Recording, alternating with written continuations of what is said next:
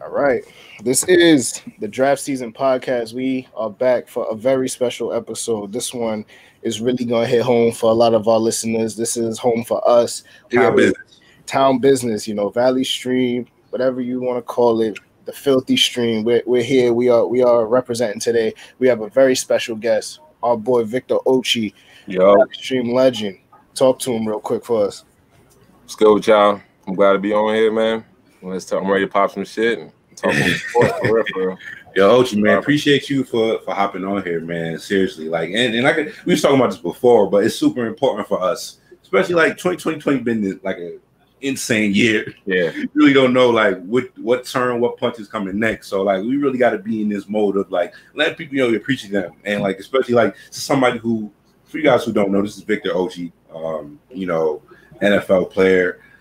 Plays college football at Stony Brook, a fellow high school teammate of mine at Valley Stream Central. So shout out to everybody. Teammate a loose, is that a loose term? Nah, I'm a partner, man. I was in the trenches. Yeah. I was there. I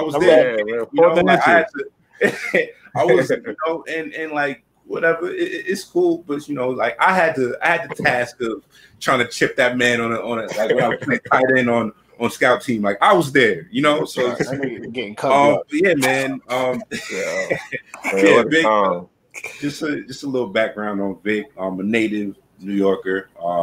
He attended Stony Brook, like I said, all-time leading sack leader at Stony Brook University. Vic, when I say that, how does that make you feel, bro? Because like it's just like I said, I saw you come up. I saw you put in a lot of this work from the grind, 2 days to like sessions in the gym. So when I tell you something like that, like, how does that feel? Because I know a lot of work goes into that people don't even realize. No, it was definitely like something to really just like thank God and be grateful for real. It was a lot of blood, sweat, and tears for real. Like you said, man, it's a lot of dirty work, a lot of just just to see the product of the work you put in after so much time, just to have that and to have something for the kids to look up to in the future.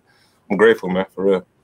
Yo, it sounds amazing, man. And like I said, you made us so proud. Like just watching you, like every time you had an accomplishment. Like one of my I'm not I didn't go lie, bro. I think I think it might have been like Madden 17, bro. It's just like I remember because I played Madden, bro. I played Madden religiously, bro. So it's just like and we get into the down and dirty in franchise mode. So when I say that, I'm going through all the free agency, and I'm just like, yo, this is my high school teammate in the free agent pool. Like, I'm gonna edit him and make him a 99. 99 overall. Really so make a little taller to it. Yeah, I used to have some heels to my nigga online, man. That shit funny. Yeah, man. But so I think let's get into your background just a little bit. So you come from a Nigerian family, and everything. So how was your background in terms of family upbringing, and just like your earliest memories? I guess like in terms of like, especially like as coming from an immigrant family, there's always a sense of just getting into the dominant culture that we live in, especially like in New York, but anywhere really. Yeah. So how was it, getting used to another culture and just catching up to speed with everything? No, it was a clash, man. Like especially throughout, like from just growing up to, I say, college for real. Like I go home. And I did some years in Nigeria myself, so I had this culture where I'm used to just operating a certain way, and then I leave the house. And I go out, to people. I go out, see my peers like you, and then just older people, and then I had to like adapt and adjust. Every day was like a constant adaptation, the adaptation. You have more freedom when you leave the house. So I come to the crib, it's more authoritative, militant. So yeah, definitely, especially Nigerians for real, man. Yeah, I can relate to that. So it's like when I go out. While like when I was younger, I had a lot more energy when I leave the crib, and then. It was just getting a lot of energy out. That's what I kind of put into sports for real. I was like, so I think handle it. Yeah, that's a perfect way of like talking about it. Because I think, I mean, and this is we're all it's the same diaspora. We're all black, but our actual what's it called? Our experiences could be a little different. So how would you say, like, in terms of the differences of like your experience as a Nigerian American compared to like something like because it is different just in terms of like the family upbringing, and that's why I wanted to get to a little bit of just like because I seen you put in the work like I said, in the weight room, and put on quite the show. But like when it comes to like where you get that work ethic from, can you talk like a little bit about like where did you get that from, and where was it still with you, like my family wise? Definitely my pops. You know, I see him. That man like get up every day, like 4 o'clock in the morning, every day, try to have me up. You know, and he don't ever sleep. Like he just never slept. You know, he teaches. He's doing mental therapy. And then he just like hold me accountable. Like he like beat it down into me for real. Like I wasn't allowed to do anything if I didn't get a certain amount of work done. So it was just kind of like a habit that I was. Now I look back at it now, it was a blessing. You know, I loathed it at that time, but you know, but it was kind of like forced into me though. So I didn't have a choice for real. But it made me who I am, and I'm grateful for it, man. And it's definitely something I want to pass down to my kids with a little bit of filter to it, you know. But definitely something I want to pass down to the kids though, for sure. I mean, just like coming from that background, do you think that it's something that gave you just a leg up, you know, coming out of Valley Stream, you know, because it's a place where obviously, you know, there's a lot of talent, and we often say if all three of those schools were put together, you know, from an athletic standpoint, we would take over. That's what I'm saying. We would run, you know, the state in most sports. Like, and that's not even like an exaggeration. Basketball, football, track, whatever you name it, like our school would be amazing. So I would say just that's why we had a lot of people that had trouble cutting through out of the Valley Stream schools, because it was so spread out and it was so hard to get noticed there. So I'm just wanting to know, like, if that work ethic that was instilled to you at home, you think that's what helped you cut out and got to Stony Brook and eventually to the league? Yeah. Definitely, man, because it was tough, man. Like just coming out of Long Island, you know, it's either lacrosse, you hooping, you know, and just New York in general. It's not really a culture in football. So I really, and like I was also blessed to be around good people too, who kind of had exposure. Like the coach, I mean, remember Shimenti? He had like college connections, so he kind of like put me on some camps, and like me getting onto the camps too, like and showcasing my talents there and just getting the exposure. You know, it was exposing myself and like just doing it double time, like after school. Like every other day, I go to Emeryville to train my trainers. You know, I'll do other sports, or I go home. I watch documentaries, just watch film. You know, I just really just envelop myself in the game for real. You know, so like really the work is what you put in. Yeah. You know.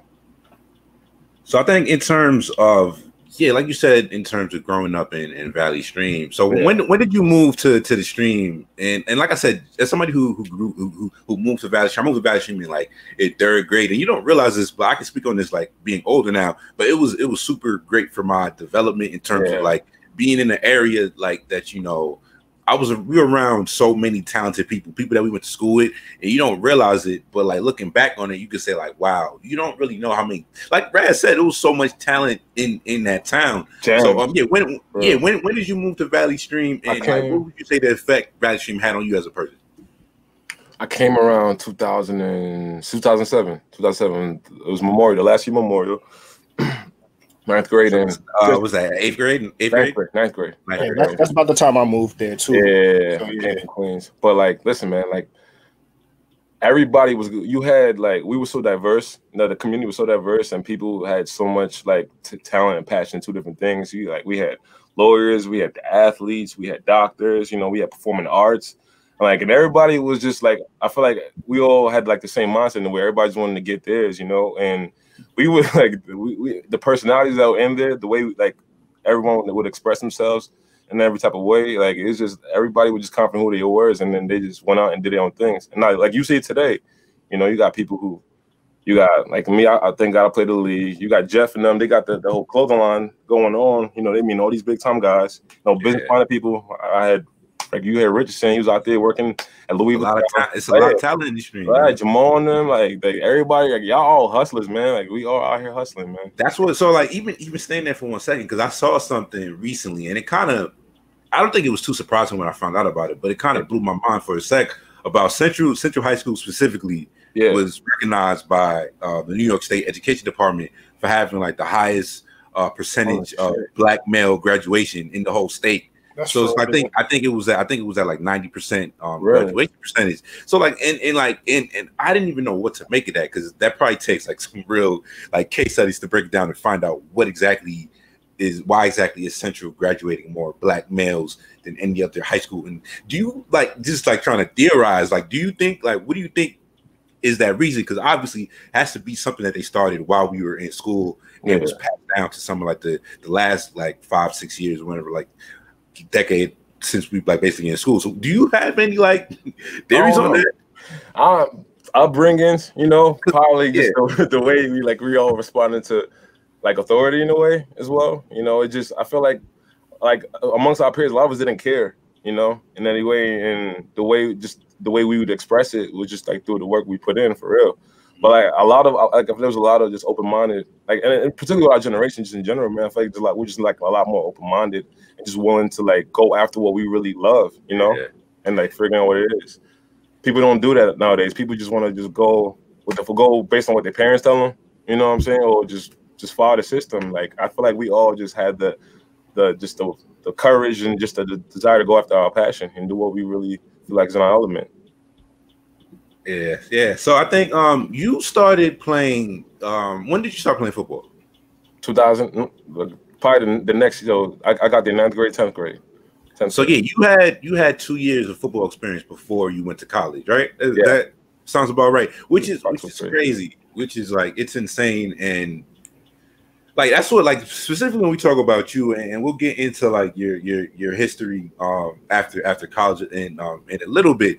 But yeah, man, you as a talent, and like I said, watching you from a close age and seeing what you did at Stony Brook, watching you in the East West Shrine game, bro. I watched that game. Oh, you saw that game? Yo, I watched that. Yeah, man, it was on like NFL Network. I remember sitting down and like it was wild because you had a great game that day. You really, man. You had it, and that's the other thing too. A lot of like your draft stock actually, like, it was bubbling for like a hot moment there. Like a lot of, like, when we talk about like the NFL scouts that be on Twitter, they was loving Ochi, which is why, like, when we talk about you as a talent, you were such a raw athlete, and like you got to where you got to literally off just like hard work. You can't forget the hard work. But you had a talent that was still being cultivated and was still in its like infancy, which is like the crazy part, because like a lot of times when we look at development in NFL players, these guys have,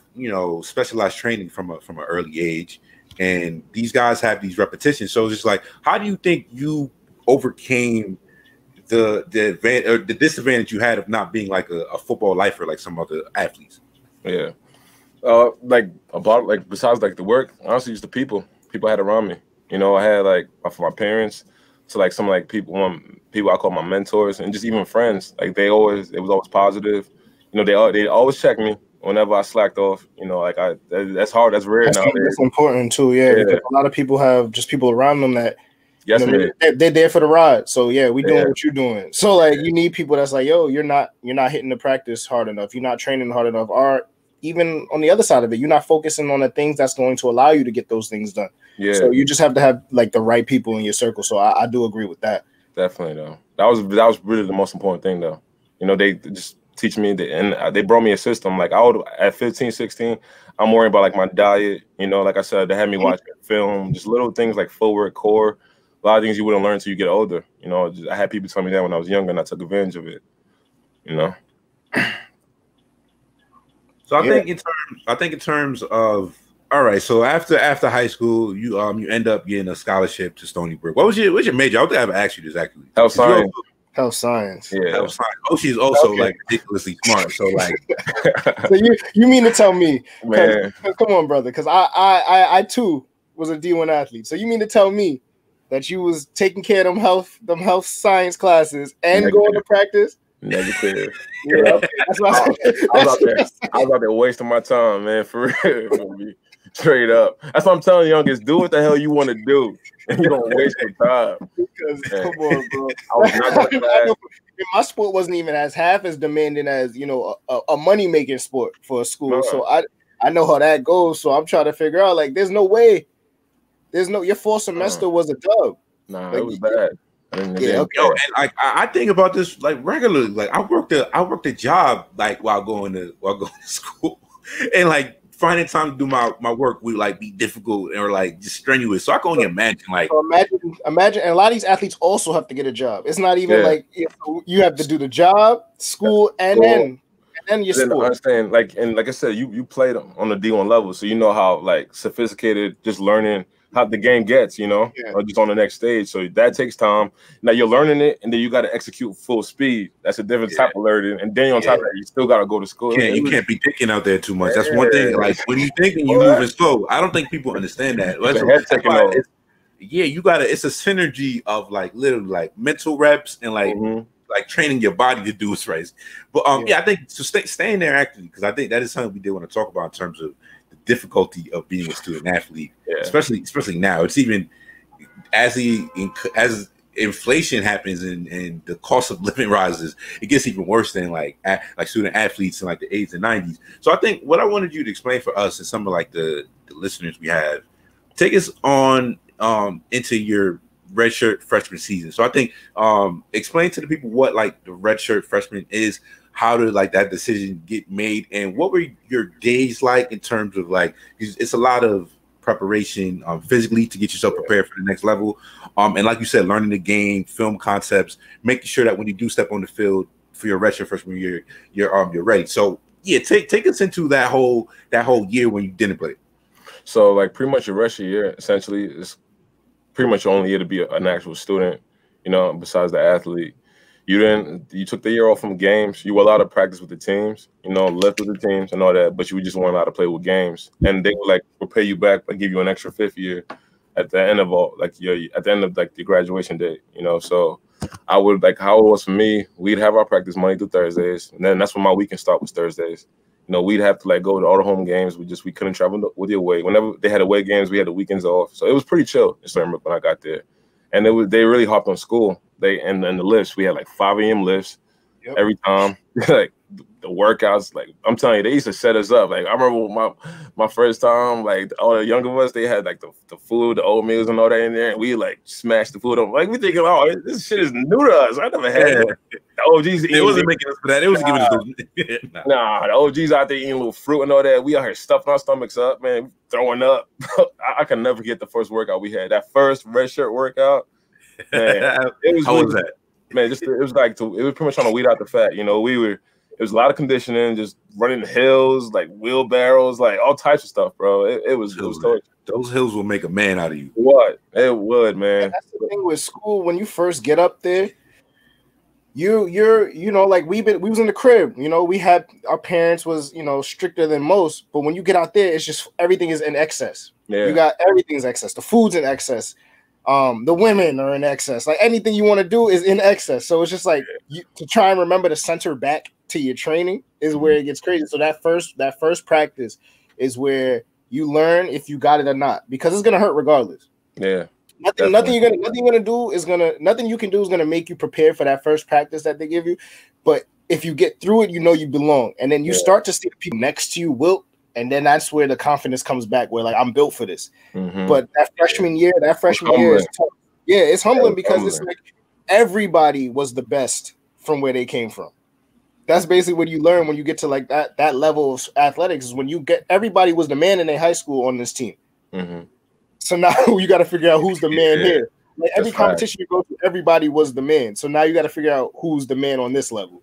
So I think Raz touched on something super like interesting in terms of like this is more of the mentality that an athlete has to go through. And like I said, athletes in general get looked at as just like brainless creatures. Like I said, you guys don't have any brains to think for yourselves. Just fall in line with what we want from you guys. That's what they want you guys to do. But you guys have your own brains. You guys can't think for yourselves. And the mental health aspect of being an athlete is something that people, these people who complain or like take it a little too crazy, roasting athletes, this is something they don't think about. So like this is, and when we talk about getting butterflies as an athlete, that's a real thing. You might get them before games, before big reps, before anything. And that's normal thing. Even if you're not an athlete, you start a new job and you're in an environment you're not aware of, you don't know what's going on, you're gonna feel butterflies and uncertainty. So like, staying where Raz brought up in terms of making a name for yourself and proving yourself. How do you like physically prepare? I mean, mentally prepare yourself to like, whether it's like, I know even crossing over to the bubble real quick, somewhere like Jamal Murray, I don't know if people are aware of like his background, but like I remember reading about it. when he was coming into the league, about his relationship with his father and how his father used to always have him do, you know, a lot of like yoga and mental like health things to get him ready during the actual games and all that stuff. So it's just like when we talk about making a name for yourself and dealing with the pressures that come for athlete and knowing that if I'm not good on this rep right here, I'm gonna lose playing time and like that pressure right there. How is it working with that? And especially like when you eat what you kill, like how's that and talk about the toll that takes on the athlete. That's a good question, man. But it definitely takes a mental toll. And a lot of kids, typically a lot of them don't recover from it, especially when they don't translate to that next level. Because when you like as an athlete, and I'm sure you know, bro, like when you believe that you can go somewhere and really bank on yourself, man, there is no like plan B. There's none of that. It's like this is what my life, for real. Like, and there's like a sense like desperation, or hopelessness that you like. It's so real. You said that it just literally gave me chills because that's the shit you will hear. Like and like that's why even like with this pod shit, Raz was just like, bro, we gonna do this or not? Like it's like for real, bro. You really just gotta do this shit. So yeah, my bad. Not to cut you off. Nah. But for real though, so like just dealing with that, like how I handle it, like besides like having good people around you, it was really important because there were some times where like I really did like lose confidence. Really did get depressed, man. Because like things like you go in there and you're not the man. You really you have to like be your infant all over again. All right, I got to this level. Now I got to start from square one. Like, all right, how do I make my adjustments? And then like how do I stay on top of my school? And how do I deal with people's like ignorance, people who don't understand really what I'm going through? So like what I did, the music helped. I read some books. Like I listen to people around me, and it's really like the energy you surround yourself with and what you decide to give to is really important, man. For real. Like it's just who you have around you and what you allow in. And I think it's important to let people know, or just I guess in this case because we getting old, so fuck it, the youth. We gotta let the next generation coming after us. Like it's very easy to lose yourself in that, like while you're losing your confidence, to lose who you feel like you were. And I think that's an issue. Like you're not going to be the man once you get to and we should probably stop saying that. The man or the woman. You just said, man, for real. That's bad. You can really like lose yourself, and I think you have to remember because you're out there for a reason. You were brought there to play football. I was brought there to run track. People are brought there on whatever academic scholarships they have. The moment you feel uncertainty in that, people start to really question, do I belong here? And I think you got to remember that you were brought here for a reason. Yeah. It's not going to be easy that first year. Maybe not even the second year. You're playing at a whole different level. And in your case, the game is 30 times faster. You know what I'm saying? Like, and for me, like, I guess for track, the focus has to get better because you're competing against the country's best at this point. So like, you just have to take time to adjust to the speed of things and, your whole life. Cause you are at, they treat us as adults allegedly, but at 18 years old, you're a kid. Mm-hmm. So you're out there balancing all that stuff where 6 months ago you had somebody doing everything for you. Yeah. I think that's the key part they forget to tell everyone. It's just like, you now have to figure all this out on your own. So yeah, you gotta pay attention. I think that's what we have to, kind of help the youth with, because, we got to be the crutch for them, because, a lot of our parents didn't have any idea what this student athlete life was going to be, or this, scholarship for academics was going to be like. It's a real pressure, not from, just your parents, but like the institutions are now putting the pressure on you as well. Because you make the most money for the schools, and getting nothing for it though. That homecoming week business is like imperative. That's all they worried about. That's a full year thing. Everything revolves around that homecoming weekend. Like inside the school. Yeah, that's crazy. And Stony Brook, I know Stony Brook is real big on grades. Just because like for all the other sports except football, Stony Brook is in the America East. So we were in the same conference. So that whole conference has a huge academic cup that is very big. So like my GPA went under 3.0 and they put me in study hall. So I'm in study hall. Same way. That's what I'm saying. But 3.0 to the general public. I'm chilling, man. What? So this is the type of pressure that the athletes have to deal with. It's like chaos. Like, your grades have to be this high too. And it's just like, all right, what do you want from me? Oh, you get free school. But like, the time that we have to put into that takes away from our growth in a lot of other places. And only a few of us make it. Yeah. So that's the issue. You know, once a lot of these people are done, they all they had was sports at that point. Yeah, but Roz, like what you said was key though. It's really like maintaining your identity throughout the whole thing, and like that's probably one of the biggest mistakes. I'm not the mistakes. One of the lessons that I learned growing up. Like my first 2 years, like I had some of the older guys, especially like in football. I had like some of the older guys that I wanted to look, that I respected their game and all that, and I like change. I forget what got me there. You know, what made me great, or just what about me. And a lot of people they let the circumstances like take them. You know, and you gotta like stay true to who you are, because if you know who you are, you know what you want. You know what I'm saying? And like nothing, because like obstacles, they're gonna come in life, bro. It's inevitable. Yeah, man. Like they're gonna come. Like you gotta feel pain to grow and like evolve. You need that. Like you really need that. You know. But, yeah, go ahead. My bad. Yeah. So just be true to yourself and just know who you are. You know. That's really it. So I think talking about your growth at Stony Brook and working with the coaches, your senior year, you were named CAA Defensive Player of the Year. I think you had 13 and a half sacks that year. And I think the defense you played on, I think it was one of the best units, like in terms of yards allowed. So what was your growth like at Stony Brook? When did you start feeling confident in yourself with the work that you were putting in with the coaches and the whole staff? My junior year. Definitely. My junior year, I was a few years into our system. I knew the defense, and we had a lot of good talent around us too. Like the younger guys, they were hungry. They wanted to prove themselves. The guys I came in with, we were finally like the older guys, so we wanted to take over the team on defense. And a lot of us played defense too. So it was just the chemistry. Just we knew what we wanted to do, and then we got young guys trying to prove themselves. So it was all a perfect combination. So just being in that environment like helped me grow as a player too, and say, I can't let these guys down. I got a responsibility here, you know. And I wasn't even thinking about the league for real. I was just trying to play to win, and like we were just being competitive out there for real. And then one step at a time. That's really all you can control. Yeah, like you said. For real. It's fun, man.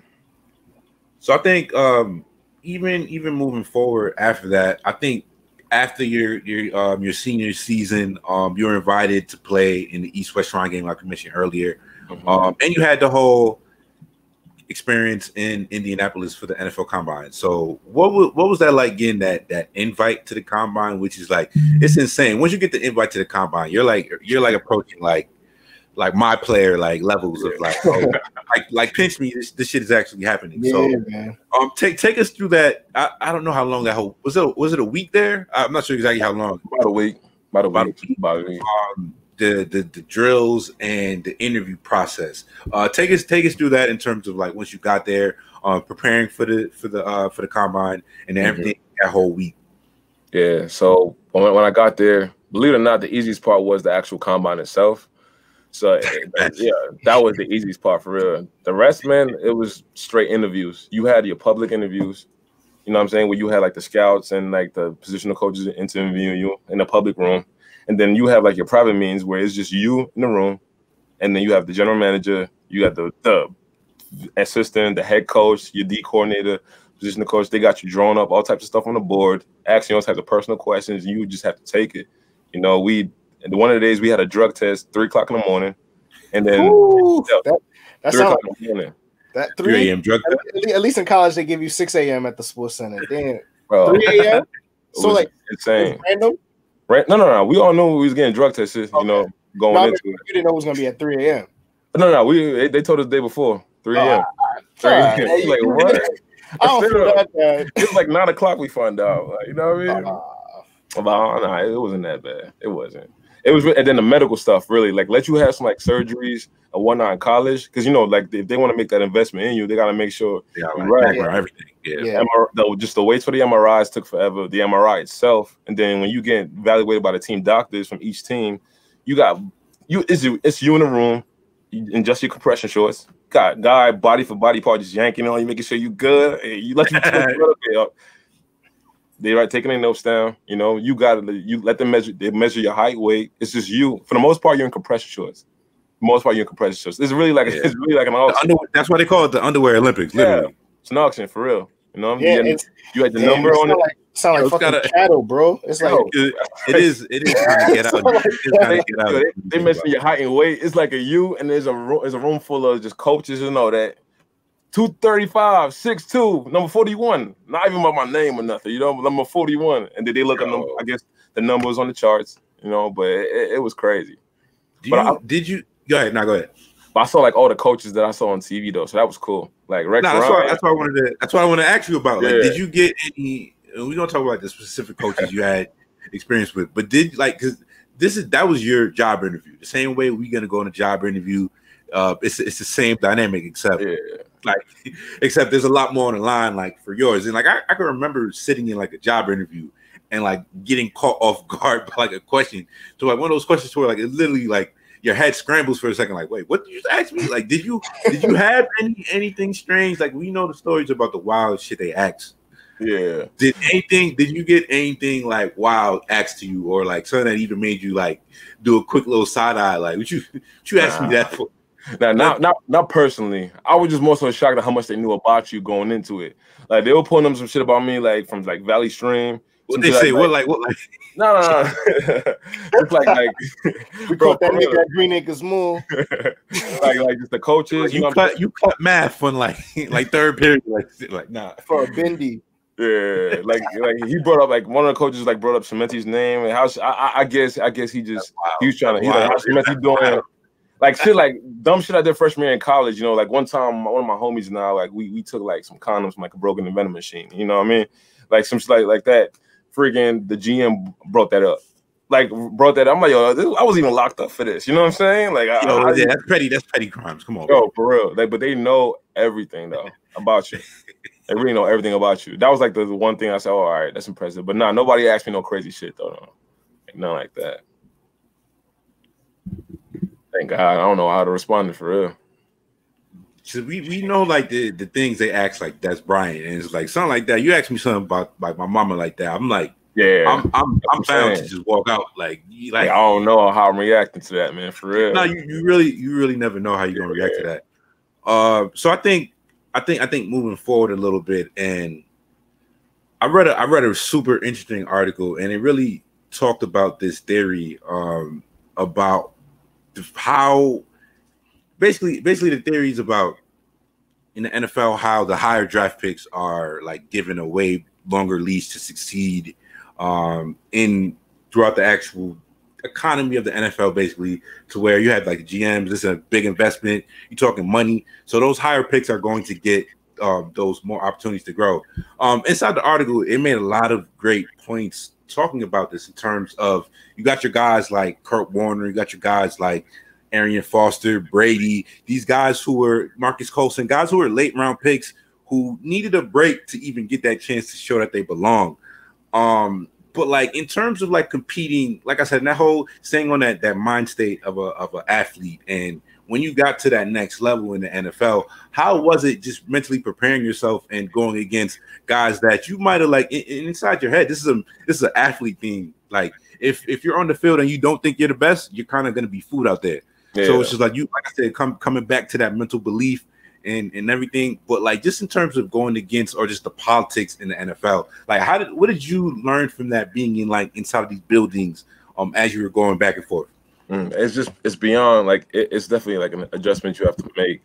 It's like, all right, I gotta do what got me there, but also I gotta understand there's also a game that you kind of gotta play. Like going back, if I could do some things differently, I'd apply myself more like to special teams.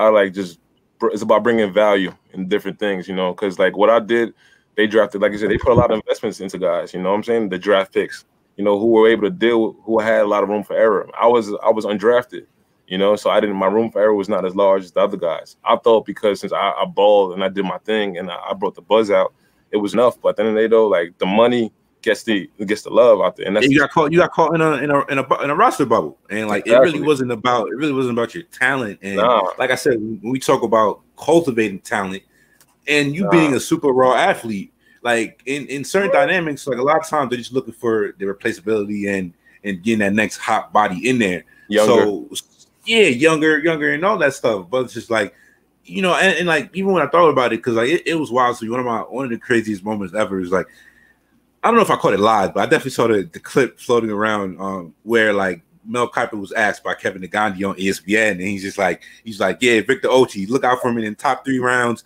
out of Stony Brook. And I'm just like, I'm like, yo, that's wild. And it's just like that. Top 3 rounds, we would have threw the town would have been on fire. No, bro. but that's what pissed me off, because like the NFL, like the draft is an unexact science to begin with. Like, there's nothing perfect about the draft, and there's going to be talent that falls through the cracks. Yep. But like the truth of the matter is like sometimes I could look at it and I'd be like, nah, I really feel like they dropped the ball on that. Like I look at it and I'm like, nah, if you really need somebody, like if you give somebody, I really truly believe Vic, if you got that chance, like you really would have. And honestly, before your injury, you starting to like grow a lot more. Mm-hmm. That's the wild part of it. It's like I think you spoke about this in terms of like how everybody isn't like, it's like the numbers game. Yeah, but yeah, man. So I think how did that entire process for you? And I think one of the most interesting things was after the draft, John Harbaugh basically told one of his scouts, he was just like, do whatever you have to get this guy in the camp. Mm-hmm. So what was your interactions like when you made it to the Ravens? A pretty loaded roster. I know like even some of the lower guys, like I think Darren Waller was on that roster then.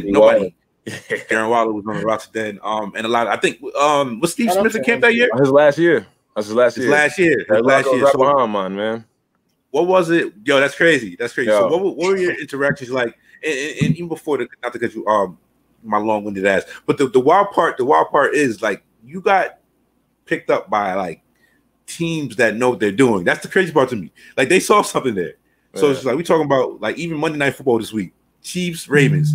You had your cup of coffee with the Chiefs, you had your cup of coffee with the Ravens, even the Titans, playoff team last year. These are organizations that can spot talent. We know this is a fact. So yeah, going back to just in terms of like what was that interaction with Harbaugh, and what do you remember like memories from being in Baltimore in the locker room? Now Harb's he's definitely a great coach. Like he got a program. He's strict, but he's definitely organized. Like we watch film. He will have refs in the film room, like just like explaining certain things. All right, yo, listen, you can't get away with this. You could get away with that. You know, like he was big on like the game within the game. You know, like the scouting teams. He had guys like he invested into his scouting. Like they were very personable. Even after I leave, even like after I'm going today, like scouts will still keep in touch when I was in the Jets. You know what I'm saying? Like he made you feel from the worst player on the team to the best player on the team, like you all were important. You know, and he was just big on expressing yourself and expressing your identity. You know, so Harbs was definitely like when I learned so much from him, for real. Like if I would have went back, I would probably have stayed there a little longer and like invested more into learning. Like my problem was too, like I was just trying to get the bag too early, so I thought I was gonna find opportunity other teams, you know. But like they probably run the best football ever, like for real. Like Steve, like, and the vets it would chill, man. Like Steve Smith, Suggs at that time, it was what was the running back at the time? Forsett. You know, and yeah, that was a great culture, man, for real. It was a great experience. What would you describe as like your welcome to the NFL moment? Whether it's like during one of the games or like camp, but like what was that first moment when you just realized? It was camp, bro. It was camp. Yeah, I didn't know the play. I didn't know one play. I didn't know what I was doing. So I said, "Fuck, I'm just gonna go." And the fullback one of the fullbacks on the team, he came around to crack block. You know, they was running. It was like one of those toss plays. So yeah. Oh my god! From the outside, too. Yeah, man. I'm getting up the field. I'm coming in free. I'm like, all right, I'm about to come. You free for a reason, man. Had my leg, right? My leg flying in the air, bro. I almost knocked out, bro. I ain't gonna lie to you. Yeah, I got put down. It was tough though. Like the Baltimore Ravens training camp is one of the hardest training camps ever. You know, and physical team though. But it was great though. I mean, and I just want to, because I want to know, because you were in Baltimore, that's a great culture. Yeah. I already know each other. Yeah, you talking about the Jets? My father blessed me with that infliction of being a Jets fan.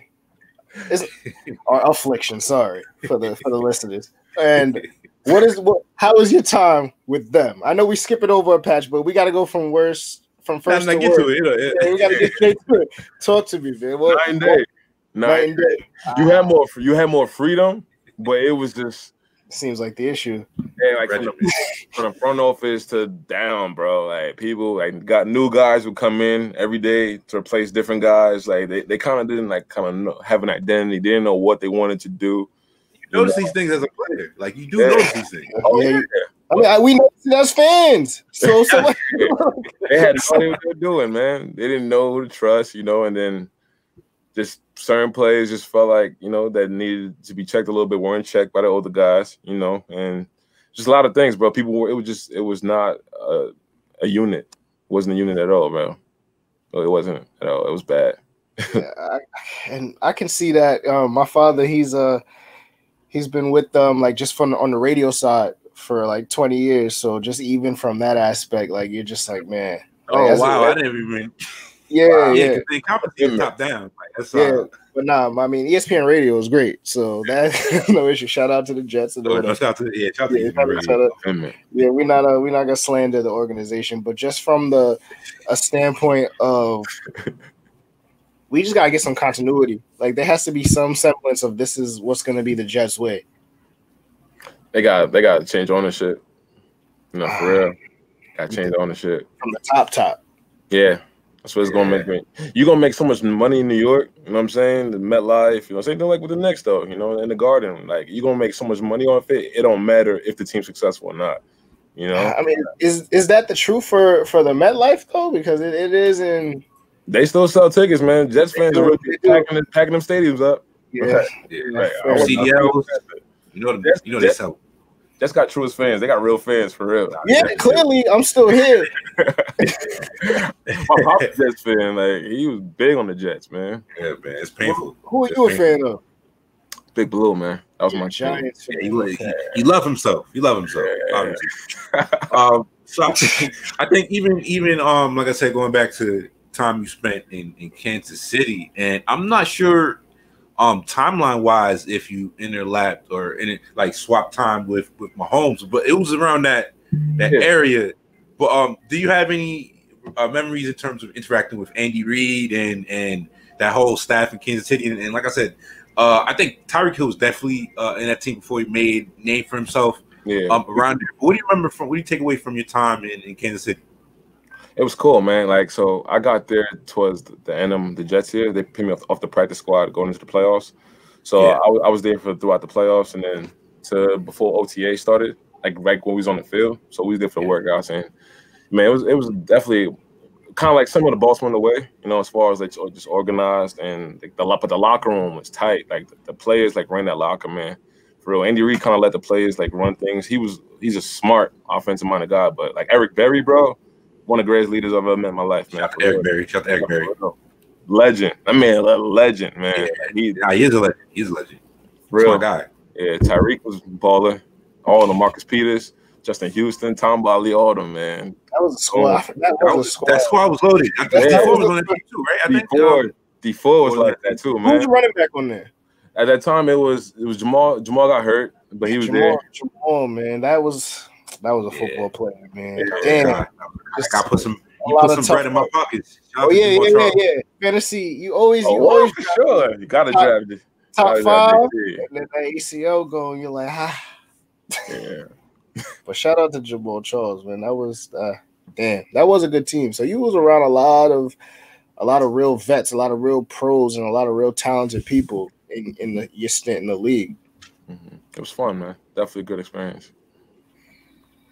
Now I think even staying in that aspect in terms of being a player. So I think, like I said, it's super sad, man. The athlete shelf life is very short in general. Like you notice coming in, this is what they tell you. Like even like legitimately after Saquon blew his knee out, like he literally like it messed my mood up. Like it put me in a shitty mood, and like my knee is in fine health. Like it felt like my knee was fucked up. But like you had the unfortunate situation of blowing your knee out. And like that's fucking depressing. But like in terms of like mentally, how did you like keep yourself positive and like stay in good spirits after something catastrophic like that happens? Because people don't realize the dark places these athletes can get when you think about the pressure that they put on themselves. Mm-hmm. and like where you get your self value from in terms of like your profession, it's a really tough field. And that's when I talk about, we don't talk about these guys' mental health. So it's just like, how difficult was that for you? And I know you spoke about like what helped you stay in good spirits, but like, what was that time in your career like for you? Low, because it was probably it was so unpredictable. You know, I was figuring the game out. I was getting in the swing of things, and like I was building a good rapport with people in Tennessee too. You know, they brought me. It won't even bring me back after my first ACL tear. So I tore it twice on the same knee. So they was want to bring me back, and they did. And it was like, wow, I had all these. You go from like having all these plans and goals for yourself, and like and working to get there, and then to saying, all right, now I got to like switch up everything now. You know, and just I didn't. It was tough to deal with for a while. It was really tough to recover from like this first 3 months, man, and just being in the couch, not being able to move. It was definitely hard, man, for real. Like, so, but what like got me for like I really got close. I ain't gonna front. I don't want to get religious, but I got close with God. No. You gotta find something. You have to find something. You really prayed up. It was just out of my control. I didn't know what to do with it.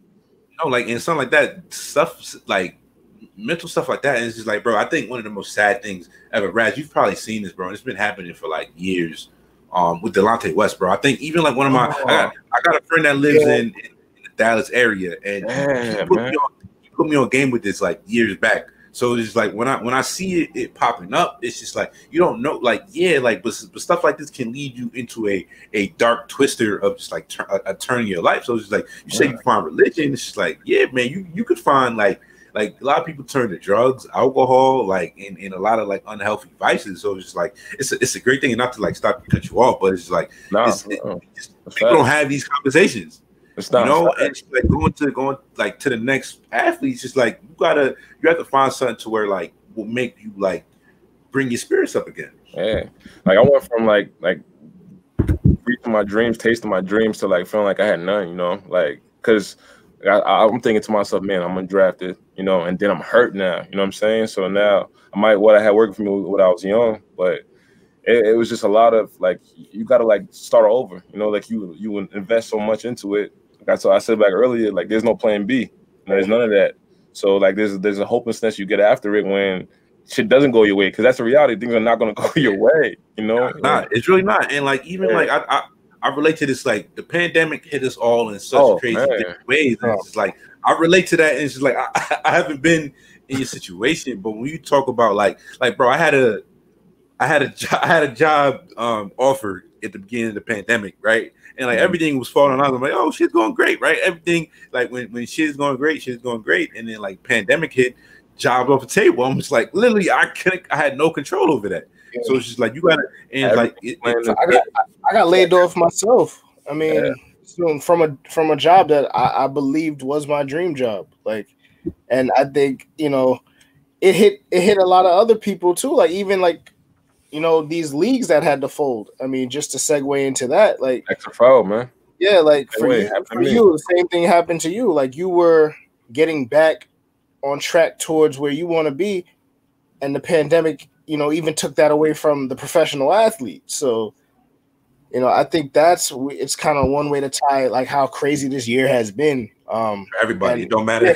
For everybody, it doesn't matter. And even except for the rich people, actually. Let's not say everybody. The rich people are fine. The rich people are fine.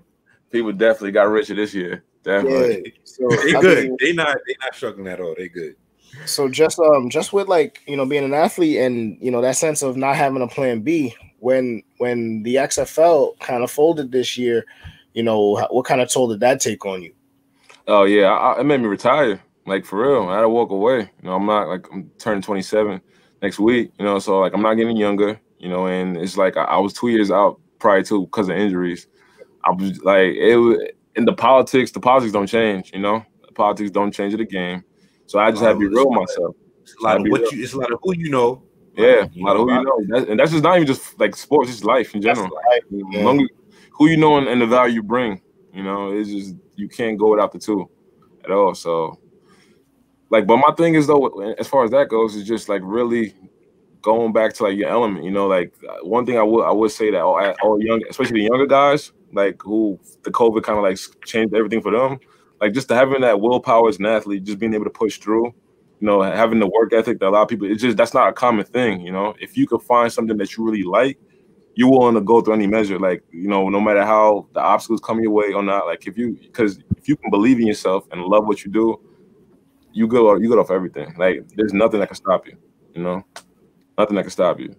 So that's why, like, even like talking about that, man, and like control what you can control. It's something like I'm gonna say this a million times. Yeah. Even when I analyze like doing whatever type of scouting I might be doing, you gotta look at it through a certain lens of what was that, and that's the crazy thing about football. And I don't think people realize this when they watch football. And Ochi, you watch film. We've been in like we was in film rooms like in high school watching film, going on college watching film, NFL watching film. You know, I don't think people realize like I watch my NFL experience like weekly, like or any Sunday. I'm probably watching Red Zone. I might have another game up, you know. But on like a broadcast, like the game broadcast, it's hard to actually like if you want to like analyze somebody's job, you can't really do that on the broadcast TV. You need the all 22. You need the actual view so you can see on the football field. Everybody has their specific goal and their specific actual aspect that you have to take care of, which is why like that's why like when I analyze people, you gotta focus on their skill set. You gotta focus on the process over the results, because sometimes the results is there's a lot of reasons that come into their final result. So like and that's why I was just like being proud about what you accomplished, like regardless of like how it played out. Like I said, man, like hold your head up high. Like you coming from where we grew up, bro, you a fucking star to all of us, and what you did. So always like remember that. But yeah, talking about focusing on the process in terms instead of the result. Like what does that mean to you in terms, or just in generally of the work you have to put in and not the final process or result? I mean result. Right. You know what I mean? Nah, I got what you mean. Yo, the process is everything. You gotta like love the process more than the results. You know, you gotta be like apply yourself to the learning. Like a lot of people and myself in particular, the mistake I made, I was trying to like get the bag. And I feel like I put enough work in. I still feel like I could have like applied myself more to the process. You know, like it's okay. Like time is, as much as you don't have time, you do have time in a way. You know, so like put that into learning. Like learning, but if people like they get so excited about the money so much and they miss certain details, they don't get good at what they want to do, and then when the opportunities do present itself, inevitably they're not ready for it. The opportunities are always going to be there, you know. It's just about being ready when the time calls, and people are not ready, you know. So that, and it's because the process, you get rejections here and there, things don't go all your way, and then oh, this is not for me. But that's why like loving what you do is important, because you want to put your ego aside. You know, it's really putting that ego aside for real. Yeah. You know? Especially dealing with other people. For a fact. So one question I do have, you know, just because I know you're always going to have this mindset, because this is built in you now. Like that athlete mindset is something that we, even when we're done, we can't put it away. We apply it to different things, you know, in life. So what is, you know, like me and Sean, we had to flip our whole mentality this year, and this became a plan A. So what's plan A for you coming up next? Well, I'm getting more into like the community now. Like I've applied myself with the whole COVID into learning like the whole wholesaling, real estate investing, like residential homes, single family homes. So I've really been getting into that and applying myself. So anybody trying to sell their properties, just putting it all out there. Like that's dope, bro. Buy black. You gotta buy black. And I want to. What does that mean to you? And like, when you talk about communal aspects, and like, I grew up. I'm out in Harlem right now. Right now, so it's just like when you talk about that community like aspect, it's super big. What does that mean to you? You gotta support your own. You know, to the point. Like I feel like the difference between especially like us and different people is that we don't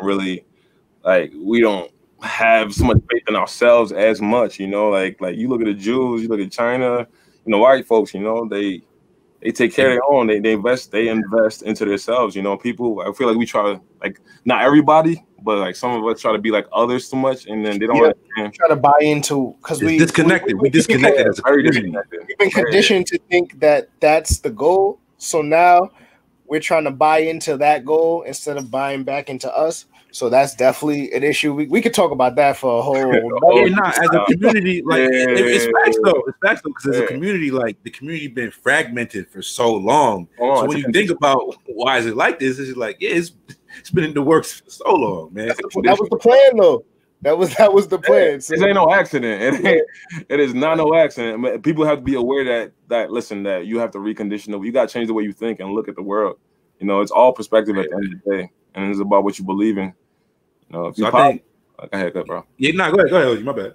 I'm saying if you're positive, you see opportunities. If you don't, you're always gonna keep complaining. You know what I'm saying? So that's a gem right there. That's definitely a gem, man. Because honestly, your mental is like so powerful, and you don't notice the power it has on a daily basis, even when you're just talking about how you handle the issues you have. But I think while we're on this subject, though, something that's super topical, I think your time in the league definitely overlapped a little bit with everything that happened with Cap. So not to, you know, Cap is an icon in all of our eyes for what he stood for and what he went through and the principality of it over everything and how I can look back at it. And this is something I'm super big on because I don't need immediate gratification on my analysis or anything I do, because I understand that when you're a principled individual, you putting your 10 toes down on something you believe in, something that you know is correct, or something that you're swaying towards. So you can believe or have like faith that where you're coming from is a valid ideology. So when we talk about Colin Kaepernick, what does he mean to you in terms of looking what he went through in terms of like basically becoming a pariah around the league and giving up his career, fighting for the community like we spoke about? Man, I got no respect for him for that. Like he rolled the dice, took a gamble at the cost of his career. You know, he's definitely a martyr for real. But like just the impact and the awareness he brought, especially like now, like because people are complaining about now how like, you know, based on like, you know, the George Floyd, the Breonna Taylor, the shooting, and the way we reacting off it, everybody's afraid now about how angry we are now. But he tried to bring awareness to the same thing in a very diplomatic fashion, you know. So I think now like we are really we gonna see the true fully impact of what he's done, you know. So he's definitely a pioneer, one of the pioneers for all this. And now, like in today's age. Yeah, man. No, shout out to Cap, man. It's so wild. It's so wild what they did to that man. And even like, yo, they put him back in Madden. This is like, bro, what are we doing? Pay the man. Just pay the man. Like, just pay the man. Madden. That's what they put him back into. I mean, I turned on the Madden one day and it said Cap is back after 2 years. I'm like, what? Like they are so blatant with the way they try to exploit it, bro. They don't even try to hide it. Bro, I'm playing Madden. I'm like, bro, they really put the end racism on the back post. I'm like, this man ain't got no job though. Like, this man ain't got no job. Shout out to that Nike deal though. Hey, shout out to that. It's not about the bread. It was never about the bread. Nah. We can make it about the Nike deal, but it was never about the bread. Yeah, definitely wasn't, man. Because if it's about the bread, Cam being gypped too right now. Like Cam underpaid. Cam is super underpaid. I can't wait for him to take over this year. Honestly, I can't do it though. He don't. I can't. Watch him. It's a nasty clash of the culture and Boston sports. It lows me to say, but I'm rooting for New England. Yo. I'm not gonna say that. I just want. I can never say no shit like that. And there was one time I almost did it, and it was because I was in high school. The fucking Giants fans was in my ear. The fucking Giants was in my ear, and then nasty work. It's terrible work. And then Randy Moss, it was like, damn, can Moss get one? But it's like he gonna get one with Bill and Tom, and I'm like, I can't do it. So I gotta. It was one of those where I couldn't, But now if Boston wins again, it's another Boston win. So what do we like? It's still bad for us. No, it's not even just a Giants thing. It's New York. You know, it's hilarious. I saw somebody say it. Go ahead, Ochi. Go ahead. No, I get it. Like I guess it's different from Giants fans. We already beat them twice, So like the more they win, the more immortalized we looked, in a way. That's why the Patriots winning doesn't bother me. I hate it when the Eagles, when Philly won. I say I'd rather Brady get six. Than that.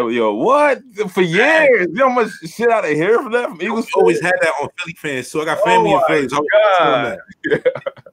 I was big. Y'all gave the Eagles too much shit. So that one championship that they are shoving down your throat right now.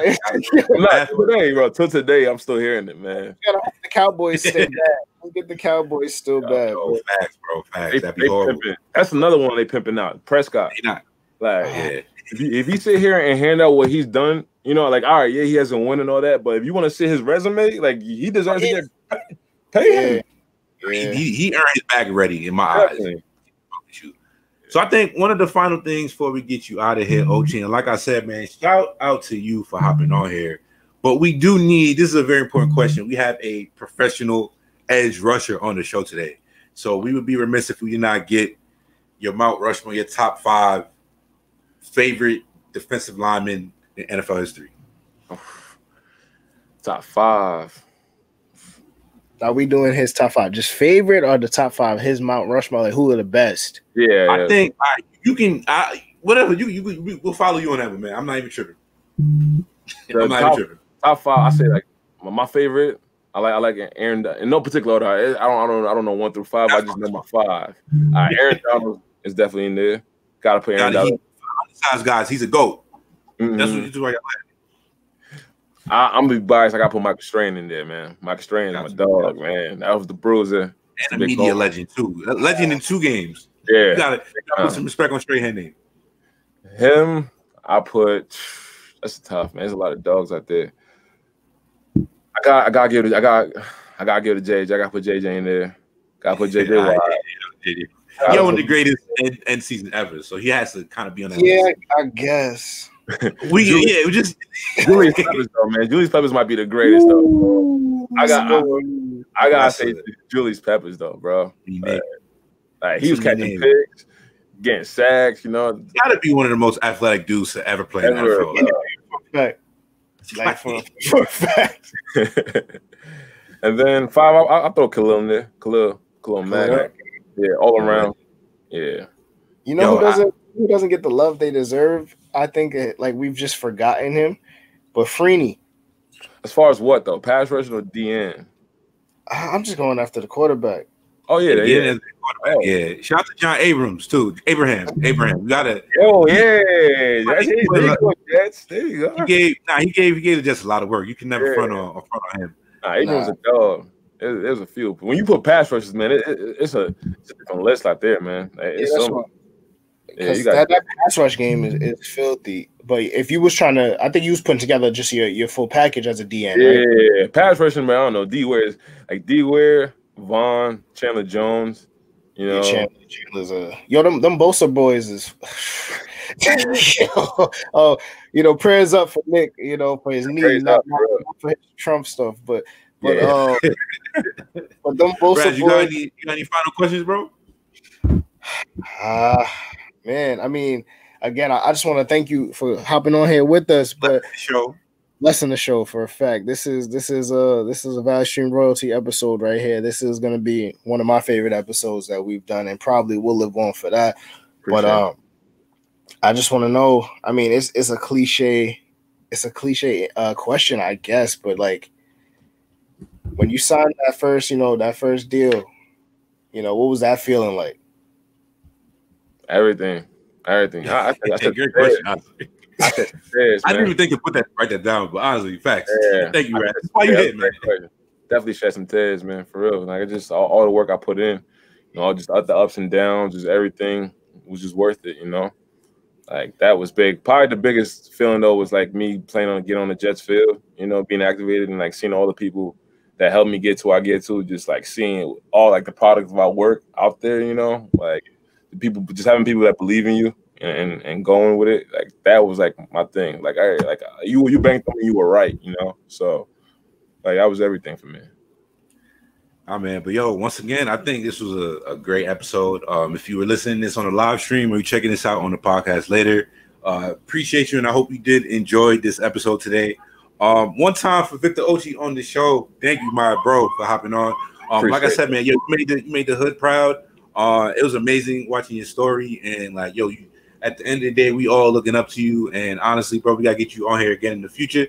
If you have any final things you want to tell the people, anything you want to plug, please go ahead. But once again, thank you so much for hopping on the show today. I appreciate y'all, man. For real, man. Thank you. Just call me anytime, for real. Thank you, man. We out of here. Yo, Draft Season Podcast, we out of here. Already.